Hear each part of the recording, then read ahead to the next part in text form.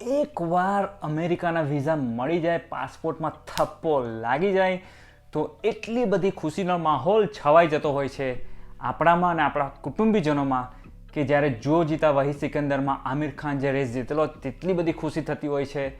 એટલે બધા લોકો મંડી પડે છે શું કરવા માટે? બેગડા પેક કરવા માટે. બેગમાં એટલું બધું ઠૂસી દે છે કે પછી બેગમાંથી સામાન ઘણી વખત ખાલી કરવો પડતો હોય છે. અને જ્યારે આપણે જતા હોઈએ ત્યારે આખું પરિવાર આપણી વિદાય કરવા માટે આવી જતું હોય છે. જે રીતે એક નવી પરણેલી દુલ્હનને જ્યારે સાસરામાં જવું પડતું હોય છે, એ રીતે જ જ્યારે માણસ અમેરિકા જતો હોય છે તે વખતે આખું ફેમિલી, ફ્રેન્ડ્સ ને સર્કલ ભેગું થઈને તેની ભાવપૂર્વક વિદાય કરતું હોય છે. નમસ્કાર દોસ્તો, મારું નામ છે અમિત. અમેરિકાથી તમારું હું પાછું સ્વાગત કરું છું જાગ્યા ત્યારથી ભાગ્યામાં, તમારી પોતાની ચેનલ પર. જે પહેલાંનો વિડીયો હતો હાલો અમેરિકા, જે ખૂબ જ સક્સેસ ગયો છે. ઘણા બધા લોકોએ મને પોઝિટિવ રિવ્યૂઝ આપેલા છે અને મારે ઘણા બધા પોઈન્ટ કવર કરવા હતા, એમાંથી થોડા પોઈન્ટ રહી ગયા છે તો તમારી વચ્ચે હું લાવેલો છું બાકીના વધેલા પોઈન્ટને ડિસ્કસ કરવા માટે. તો તમે પાછા આવ્યા છો તો તમારું પાછું સ્વાગત કરું છું. વધારે ટાઈમ ના લેતા આજનો વિડીયો આપણે ચાલુ કરીએ.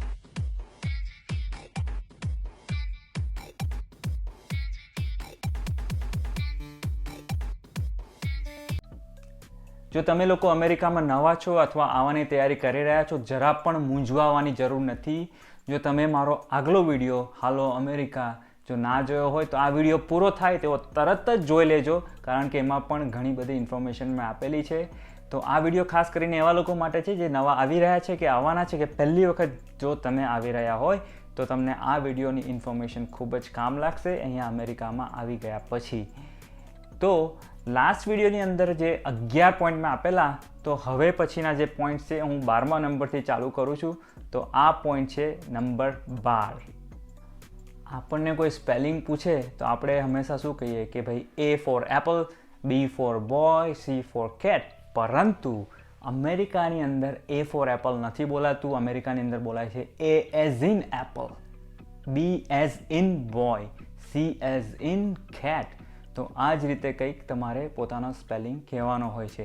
જેમ કે સપોઝ તમારું નામ છે કમલભાઈ, તો તમારે કહેવાનું K as in kite, A as in apple, M as in Mary, A as in apple અને L as in Lakhota. Point number 13. Alphabets પરથી યાદ આવ્યું કે અહીંયા આગળ અમેરિકામાં Z, જે આલ્ફાબેટનો છેલ્લો આલ્ફાબેટ છે Z, એને Z નથી કહેતા પરંતુ એને કહેશે Z. જી હા દોસ્તો, GTV વાળો Z. અહીંયા Z ને Z બોલાતો હોય છે.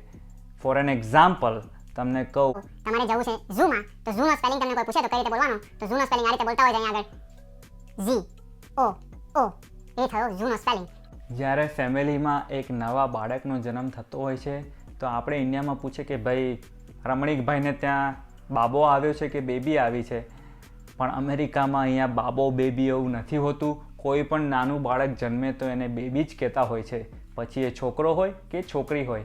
એટલે કોઈ ફોન કરે તમને કે ભાઈ બાબો આવ્યો છે કે બેબી, તો પછી અહીંયા આગળ તમે એને કહી દો કે ભાઈ બેબી છે, તો બેબીનો મતલબ બધા મિસઅન્ડરસ્ટેન્ડિંગ કરી લેતા હોય છે.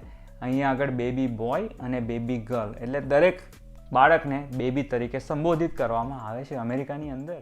જો તમને અહીંયા આગળ જોબ લાગી જશે, તમે જોબ કરતા હશો, તો તમને ખુશખબરીની વાત એ છે કે પગાર દર મહિને નહીં પણ દર અઠવાડિયે અથવા 2 અઠવાડિયે મોટાભાગની કંપનીઓ પગાર આપતી હોય છે અહીંયા આગળ. જી હા દોસ્તો, પગાર તમને મળશે દર 2 અઠવાડિયે અને મોટાભાગની જોબ અહીંયા કલાકના લેખે થતી હોય છે. જી હા, એટલે ઇન્ડિયાની જેમ નહીં કે ભાઈ આપણા બોસ બેઠા હોય તો ઓફિસમાં બેઠા રહેવાનું અને કંઈ ને કંઈ કામ કરતા રહેવાનું, મોડે સુધી જાગ્યા કરવાનું, સવારે વહેલું પહોંચી જવાનું, એવું કશું નથી હોતું. ટાઈમ થાય ત્યારે લોકો આવતા હોય છે અને ટાઈમ પૂરો થાય ત્યારે લોકો જતા હોય છે. અને ઘણા લોકોને ઓવર ટાઈમ બી કરવો પડતો હોય છે અથવા તો કરતા હોય છે જરૂરિયાત પ્રમાણે. Point number 16. Excuse me.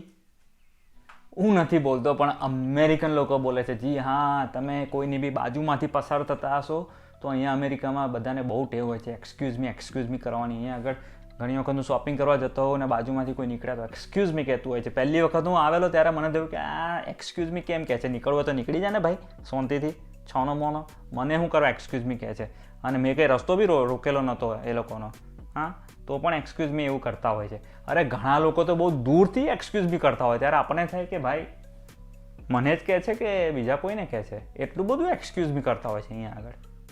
Point number 17. અમેરિકાની અંદર જે કરન્સી છે US ડોલર, તમે લોકો તો જાણતા જ હશો, એની સાઇઝ, બધી જ નોટની સાઇઝ એક સરખી જ હોય છે. એવું નહીં કે ભાઈ ઇન્ડિયાની જેમ કે 10 રૂપિયાની નોટ અલગ સાઇઝની, 500 રૂપિયાની નોટ અલગ સાઇઝની, 2000ની નોટ અલગ સાઇઝની, એવું નથી હોતું. અહીંયા $1 નોટ, $10 નોટ, $20 નોટ, $100 નોટ બધી જ એક જ સાઇઝમાં હોય છે. અને એક ખાસ વાત તમને કહી દઉં કે દરેક નોટની ઉપર અલગ અલગ પ્રેસિડેન્ટના પિક્ચર લાગેલા છે. એવું નહીં કે ભાઈ એક જ માણસનો ફોટો હોય દરેક નોટની ઉપર. આ નોટની વાત નીકળી છે તો તમને એ પણ કહી દઉં કે મારી ફેવરેટ કરન્સી જે છે તે, એટલે કે દેખાવમાં અને યુઝ કરવામાં, તે છે કેનેડાના ડોલર. જી હા દોસ્તો, જો તમે કેનેડાના ડોલર ના જોયા હોય તો જોઈ લેજો. એકદમ પ્લાસ્ટિકની નોટ હોય છે અને એટલી સરસ હોય છે કે ફાટે બી નહીં તમારી નોટ. પોઈન્ટ નંબર 18, અહીંની સૌથી લોકપ્રિય કોઈ રમત હોય તો તે છે ફૂટબોલ. જી હા દોસ્તો, એ ફૂટબોલ નહીં જે તમે સમજી રહ્યા છો, એ ફૂટબોલ જે પગથી રમાય છે એને અહીંયા આગળ સોકર કહે છે. પણ આ જે ફૂટબોલની હું વાત કરું છું એ છે રગ્બી જેવી કોઈ ગેમ હોય છે કે જેમાં હેલ્મેટ પહેરીને લોકો મંડી પડે છે, મારામારી કરે છે. બીજી નવાઈની વાત એ છે કે જેમાં ફૂટથી રમતા જ નથી હોતા એ લોકો, બોલને હાથથી જ રમે છે અને હાથમાં જ પકડવાનો હોય છે અને એને કહે છે ફૂટબોલ અહીંના લોકો. અને એમાં એટલા બધા સટ્ટા રમાય છે ને એટલા બધા કરોડો ડોલરની એડવર્ટાઇઝમેન્ટ થતી હોય છે. પણ જી હા દોસ્તો, ફૂટબોલ અહીંની સૌથી લોકપ્રિય ફેવરેટ રમત છે. અને જો તમને કોઈ પૂછે કે તમારી ફેવરેટ ગેમ કઈ છે અને જો તમે ક્રિકેટ કહો અને એનો ટકો ખંજવાળવા લાગે તો બહુ ચિંતા કરશો નહીં, કારણ કે અહીંના લોકોને, મોટાભાગના લોકોને ક્રિકેટ વિશે કોઈ જ સમજણ નથી. એ લોકોને નથી ખબર કે સચિન તેંડુલકર કોણ છે, એ લોકોને નથી ખબર કે વિરાટ કોહલી કોણ છે. તો દોસ્તો, આટલા હતા પોઈન્ટ્સ મારા તરફથી તમને. જો તમારા મગજમાં બીજા કોઈ પોઈન્ટ્સ હોય કે ક્વેશ્ચન હોય તો જરૂરથી નીચે કોમેન્ટમાં લખજો. અને જે લોકો ઓલરેડી વર્ષોથી અહીંયા રહે છે, એ લોકોએ બહુ શાંતિથી રાખીને મારો આખો વિડીયો જોયો છે, એ લોકો પણ નીચે કોમેન્ટમાં પોઈન્ટ લખે કે ભાઈ આટલા બધા પોઈન્ટ બાકીના છે, એ અહીંયા નવા આવનાર લોકોને ખૂબ જ કામ લાગી શકે છે. આજનો જો વિડીયો ગમ્યો હોય તમને તો ખાસ કરીને લાઇકનું બટન દબાવજો, જેથી કરીને મને ઇન્સ્પિરેશન મળતી રહે આગળ નવા વિડીયો બનાવવાની આ પ્રકારના. અને નીચે સબસ્ક્રાઈબનું બટન છે એ પણ દબાવજો અને તમે જોડાઈ જશો જાગ્યા ત્યારથી ભાગ્યાની ફેમિલીમાં. તો ખૂબ જ આનંદ થશે મને. અને પાછા મળીશું નવા વિડીયોમાં. ત્યાં સુધી તમે કરો જલસા અને welcome to United states of America. Buy from Amit, જાગ્યા ત્યારથી ભાગ્યા. Salute to you guys. Take care.